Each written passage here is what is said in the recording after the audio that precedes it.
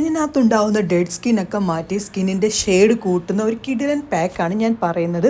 നിങ്ങളുടെ സ്കിന്നിൽ നിന്ന് ഇതേപോലെ ഡെഡ് സ്കിൻ പീല് ചെയ്ത് മാറ്റി സ്കിൻ നല്ല തിളക്കം വെക്കും.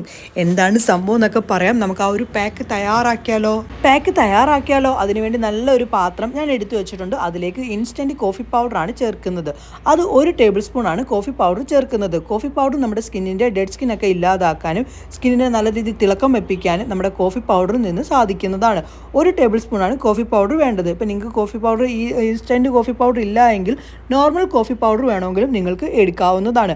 അതിനുശേഷം ഇതിലേക്ക് നമ്മൾ അടുത്തതായി ചേർക്കുന്നത് ഉലുവാപ്പൊടിയാണ് വേണ്ടത്. അത് 1 ടേബിൾ സ്പൂണോളം ഉലുവാപ്പൊടി ചേർത്ത് കൊടുക്കേണ്ടതാണ്. അതിനുശേഷം ജസ്റ്റ് ഒന്ന് മിക്സ് ആക്കി കൊടുക്കുക.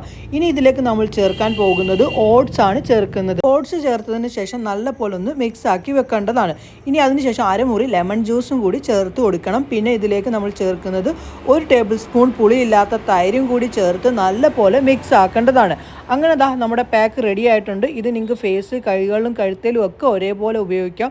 എൻ്റെ കയ്യിലേക്ക് ഞാൻ തേച്ച് പിടിപ്പിക്കുകയാണ്. 1 മിനിറ്റ് മസാജ് ചെയ്ത് പിടിപ്പിക്കണം. അപ്പോൾ ഡെഡ് സ്കിന്നൊക്കെ നല്ലപോലെ പോകും. അങ്ങനെ 3 മിനിറ്റ് ശേഷം തുടച്ചപ്പോൾ മാറ്റം കണ്ടോ? ഡെയിലി സ്കിൻ കെയറിനകത്ത് നിങ്ങൾക്ക് ഉൾപ്പെടുത്താൻ കഴിയുന്ന ഒരു കിടിലൻ പാക്കാണ് കേട്ടോ.